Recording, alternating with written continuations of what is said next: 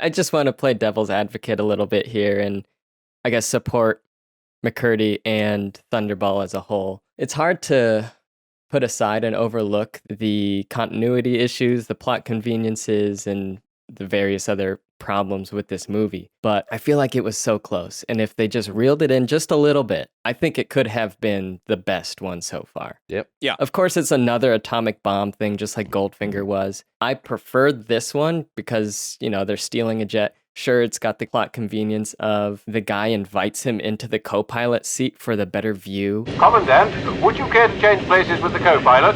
Better view up here. I'll be delighted to.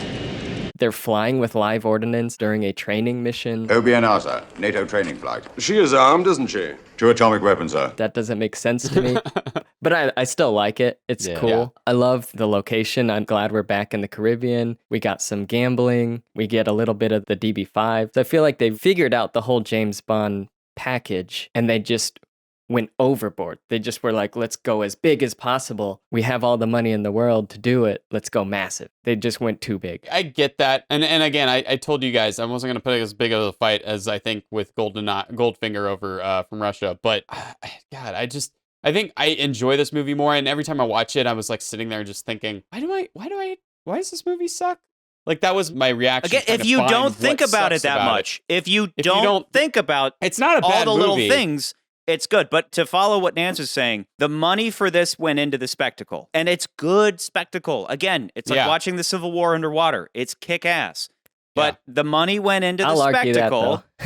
and whereas with Dr. No, they didn't have spectacle money. They had story money. So there was more of a focus on story. Whereas with this, there was more of a focus on spectacle. Not a bad thing, but if you ask me which one is better, I'm going to go with the one that ranks higher so far as like it's got that better batting average of like logic behind it. And they're both directed by Terence Young. Yes. And you get the feeling, because again, we did Terence Young, Guy Hamilton, Terence Young. This is Terence Young's last movie that he does of the Bond franchise. And you get the feeling as you're watching it that, I mean, literally, like the feeling, like it feels like you're watching Dr. No again. And I know he did From Russia with Love, but it feels just in the way it looks. I don't know if he carries the same cinematographer around with him, but it looks like Dr. No, but it just doesn't have the completeness that Dr. No has.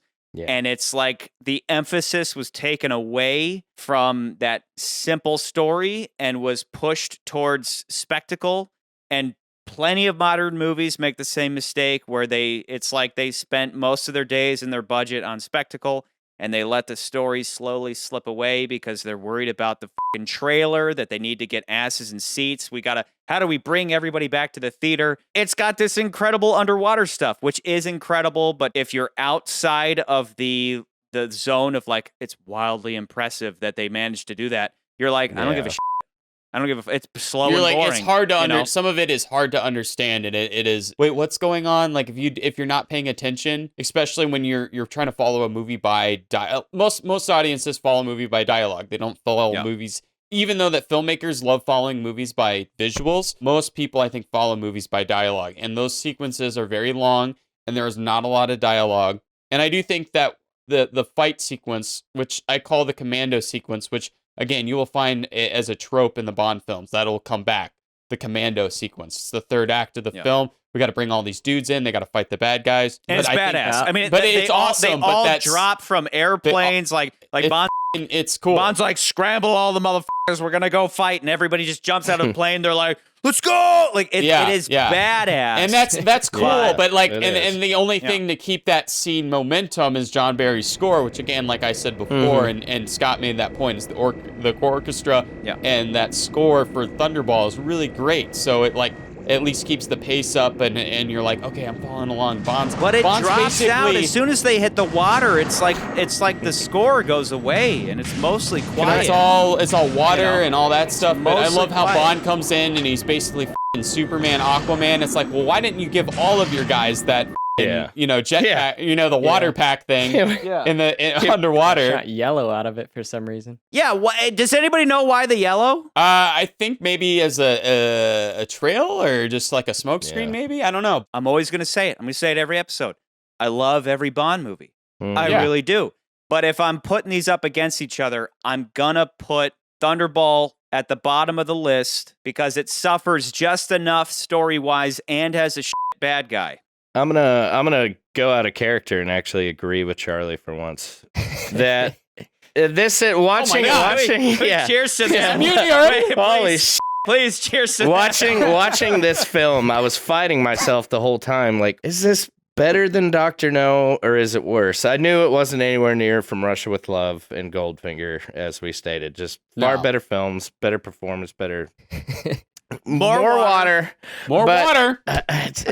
Dr. No tits. has that subtle brilliance, and it comes back to kind of like Charlie said. Yes, it had a smaller budget, but to create a movie as well as they did, and the first Bond film as well as they did, without having a structure. They had a structure for this one. Obviously, they'd had 3 previous films, and it just wasn't better formula, not executed structure. than the 2 previous films. Dr. No created such a better, as Charlie referenced, mystery, kind of, proper spy mystery at a smaller budget, but it still was of such a brilliant film that, to knowing what budget this film had, the money, where it went, the scenes and what they tried to do was just too much. I think they tried too hard at times, and it comes across. Scott, I think that's where you and I agree. It sounds like McCurdy and Charlie love the underwater stuff. Oh, so Personally, blue I water. didn't. I'm not arguing I did not with like it. either of you guys that I agree that it belongs at the bottom of the list, but I just was wanting to put out there that I think it could have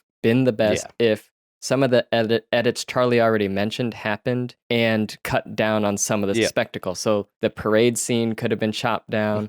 The underwater fight, I don't think we needed that to go on for so long with like hundreds of people. For me, underwater fighting's boring because it's like slow-mo. There's only so much they can do with like shooting a spear gun, cutting someone's oxygen hose, ripping their mask off, which I guess completely incapacitates them, or stabbing. By the way, the mask off scene, if you look closely, when Connery's mask gets taken off, he like looks for one of the henchmen's masks and he puts that one on. And it's then the next same shot, one? It's the same one. Yeah, So totally. I was gonna say, Nance, which I think is really funny, and I'm gonna concede. I'll say I'm gonna concede. I'll say Dr. No is better than Thunderball. What I am gonna say is I think it's interesting you guys bring up these points because when I went and looked at the critiques of this movie, one of the big things that comes out is, one, the underwater sequences sometimes seem a little incoherent, and there are a lot of them, and of course there's no dialogue, and you kind of you're wondering like, what's going, like, so what am I looking at, what's going on? And then the movie just takes a while to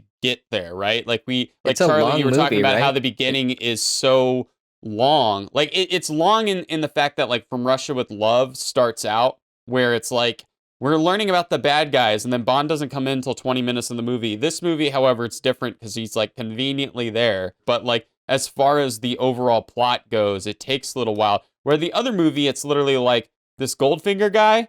Yeah, he's a bad dude. You should check him out. And then the movie's off the races, like right like that. Like we don't have to wait on any Spectre plot shit. It's just we're already into the movie. I'll say this. McCurdy and I, as seasoned filmmakers, we look at the underwater stuff in awe of like, wow. Yeah. It's Good hard work. shit. But as a kid, and as some, and by kid, not to call you guys kids, but as like people outside of that, peasants, you just go, this is boring. Like as a kid, I didn't like Thunderball because I was like, the underwater stuff is boring. Yeah. It just takes too long. Now I'm wildly impressed by it, but outside of that realm, it's like, okay, it's impressive, but I don't give a right? Like it's impressive, but as far as the story goes, as Sean Connery himself once said, I'm waiting to be impressed. Personally, I think you're a fucking idiot. The list is as follows. Goldfinger maintains supremacy. From Russia with Love, number 2 spot. Dr. No, number 3. Thunderball, number 4. Charlie, again, Agreed. to your point, like I said, I conceded, but we can agree that this movie is an example of how spectacle and putting a bigger budget can make a more entertaining movie, but that doesn't always necessarily mean that the script is going to be just as strong because you're more like leaning on, oh, well, we've got these cool underwater effects. Oh, we got a jetpack in this movie. Oh, we have, these really great locations.